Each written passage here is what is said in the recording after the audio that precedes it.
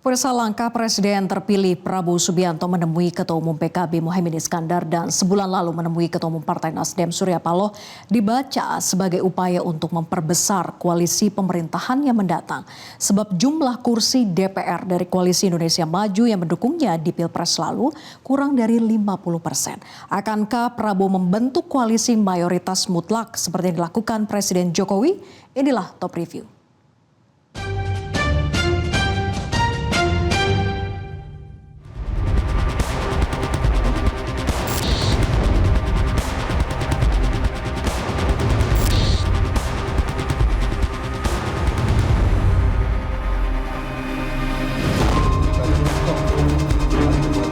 Inilah momen ketika Presiden terpilih Prabowo Subianto mendatangi kantor Dewan Pimpinan Pusat PKB Jalan Raden Saleh, Jakarta Pusat. Prabowo disambut oleh Ketua Umum PKB Muhaimin Iskandar dan elit PKB lainnya. Prabowo menegaskan kontestasi Pilpres 2024 telah usai. Saat ini waktunya untuk bergandeng tangan bersama-sama membangun bangsa. PKB dan Gerindra sebagai partai yang selama ini bekerja sama di parlemen maupun di eksekutif ingin terus bekerja sama lebih produktif lagi. Apalagi Pak Prabowo sebagai presiden terpilih akan menghadapi berbagai agenda pembangunan yang begitu menantang di masa yang akan datang. Bagi kepentingan itu maka kesuksesan pembangunan adalah kesuksesan yang diharapkan seluruh rakyat, dan PKB ingin rakyat tersenyum bahagia ke depan karena kemajuan dan kemakmuran. Kita berharap PKB dan Gerindra terus menjalin kerjasama dalam berbagai bidang legislatif maupun di berbagai ikhtiar mewujudkan suksesnya menuju masyarakat adil dan makmur. Sekarang tahapnya kerjasama untuk rakyat, dan saya sangat besar hati, saya sangat terima kasih. Saya diundang ke sini dan saya menerima tadi penyampaian pernyataan bahwa PKB ingin terus bekerja sama dengan Gerindra, dengan Prabowo Subianto untuk mengabdi demi kepentingan rakyat kita semuanya. Saya kira itu inti dari pertemuan siang hari ini. Ya. Kita ingin bekerja sama untuk sebesar-besarnya kebaikan dan kepentingan rakyat kita. Sebulan yang lalu, tepatnya pada 22 Maret, Prabowo Subianto menemui Ketua Umum Partai Nasdem Surya Paloh di Nasdem Tower Gondangdia, Jakarta Pusat. Kedatangan Prabowo disambut langsung Surya Paloh di lobi Nasdem Tower. Keduanya sempat berpelukan dan saling memberi hormat. Prabowo datang dengan didampingi sejumlah elit Partai Gerindra, di antaranya Ketua Harian Gerindra Sufmi Dasko dan Sekjen Partai Ahmad Muzani. Ini merupakan pertemuan pertama keduanya setelah KPU mengumumkan hasil pemilu 2024. Sebelumnya, Ketua Umum Partai Nasdem Surya Paloh menyatakan menerima hasil pemilu dan Pilpres 2024. Surya Paloh pun mengucapkan selamat kepada seluruh partai politik peserta pemilu dan pemenang Pilpres 2024. Tak lama setelah KPU mengumumkan hasil penghitungan suara. Kunjungan ini adalah kunjungan silaturahmi, mengingat sebuah perjalanan panjang di antara hubungan personal kami berdua, tidak kurang hampir 40 tahun. Jadi hal yang amat sangat wajar ketika bagi saya pribadi dan tentunya juga Bapak Prabowo tetap menginginkan semangat persahabatan yang sudah terbina selama 40 tahun ini bisa terjaga baik untuk bersama-sama kita. Menginginkan kehadiran kami berdua dan berserta dengan para tokoh nasional lainnya di negeri ini bisa memberikan suatu penekanan yang berarti bagi progres pembangunan perjalanan kehidupan kebangsaan kita. Saya berkeyakinan bahwa faktor kerjasama di antara pimpinan itu adalah sangat penting. Dan ini yang dituntut oleh rakyat kita. Sejatinya, Prabowo Subianto juga berniat untuk bertemu Ketua Umum PDIP Megawati Soekarno Putri.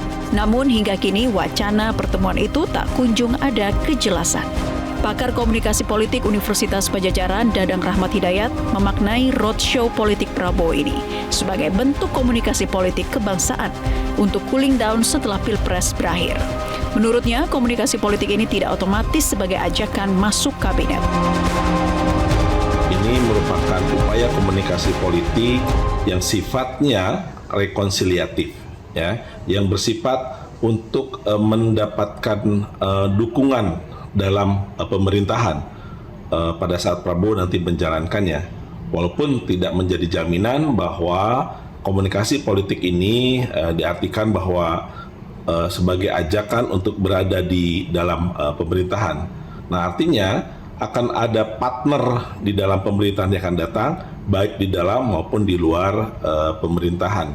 Setidaknya komunikasi politik yang dilakukan kali ini juga bermakna ada upaya untuk melakukan cooling down, ya, bahwa kontestasi sudah dilakukan, saatnya untuk rekonsiliasi bersama-sama melaksanakan agenda-agenda besar kebangsaan. Sementara itu, pengamat politik Ahmad Khairul Umam menyebut langkah Prabowo ini dilakukan karena Koalisi Indonesia Maju yang mendukungnya pada Pilpres yang lalu, capaian kursinya tidak mencapai 50%. Sedangkan untuk mencapai stabilitas pemerintahan, Prabowo setidaknya membutuhkan 60 hingga 70% kursi parlemen. Yang dilakukan oleh Prabowo dalam konteks ini sebagai presiden terpilih di pemilu 2024 ini memang sebuah upaya untuk memperkuat basis kekuatan pemerintahan baru.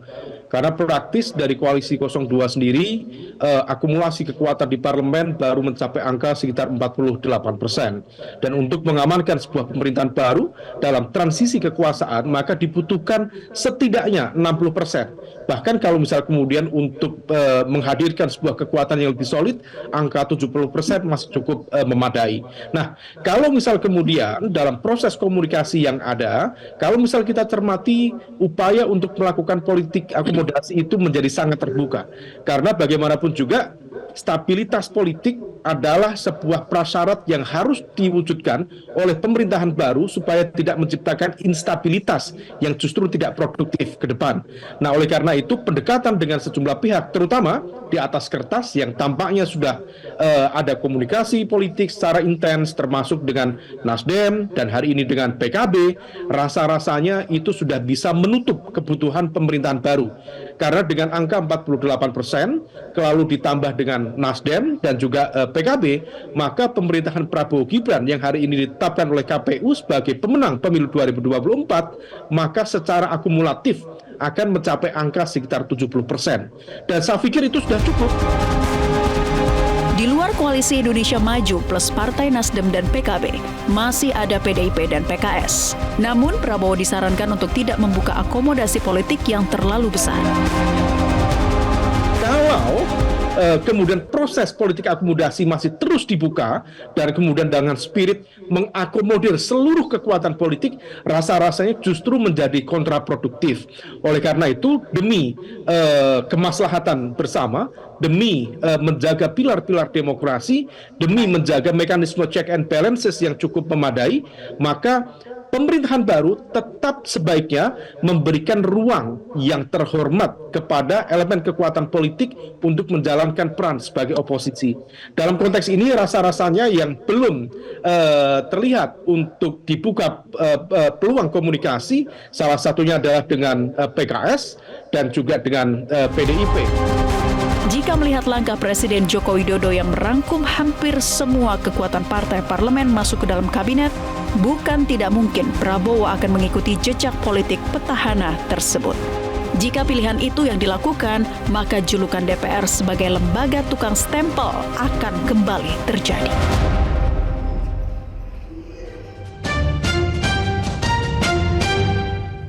Jelajahi cara baru mendapatkan informasi. Download Metro TV Extend sekarang.